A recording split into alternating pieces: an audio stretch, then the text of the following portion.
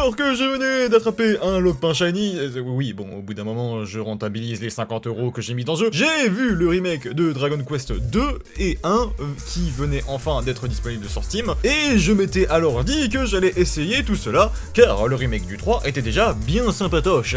Et comme je suis quelqu'un de bizarre, on va faire ça dans l'ordre inverse en commençant par le 2 parce que merde. Comme avant, j'ai pas joué à l'original, donc je jugerai ce jeu en tant que jeu et non en tant que remake. Et toujours comme avant, c'est beau! Ah, ça fait du bien de jouer à ça après Pokémon Zeta. Ah bref, le jeu commence sur une introduction déjà bien plus fournie que le post-it de Dragon Quest 3. Le jeu commence sur la naissance du prince Noui, un jeune homme qui n'a visiblement pas de pouvoir.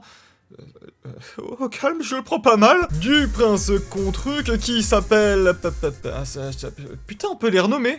Le prince type, le prince type, voilà, qui plus tard deviendra quelqu'un qui nous est présenté comme quelqu'un partant souvent à l'aventure par sa sœur, sa sœur, oui, bah oui, je me souviens ton prénom, bah oui, c'est Bridget, oui, bien sûr, Bridget, la fameuse sœur de Chip, ainsi que de la princesse May, qui vit dans une partie du royaume où les gens aiment la magie, et c'est pour ça que le jeu nous la montre en train de faire un sort de vent. Oh mon dieu, elle a appris ça de la part de Grimnir, veuillez avant qu'il soit trop tard.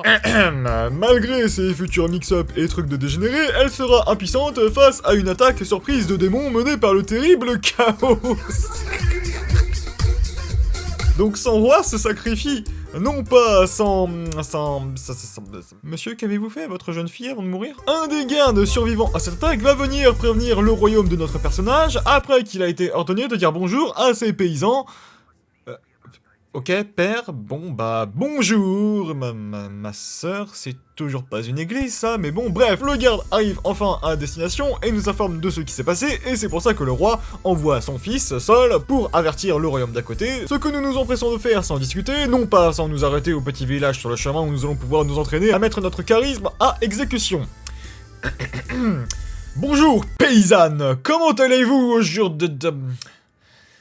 Putain, mais je suis le prince, comment ça tu me connais pas? Enfin, je pense que je pourrais continuer pendant un moment de faire des vannes et d'écrire des situations marrantes dans le jeu, mais je pense que vous voyez le topo, le jeu est toujours aussi marrant en mettant un peu plus en avant son histoire, même si elle tient toujours sur un post-it, et ça, bah c'est plutôt cool.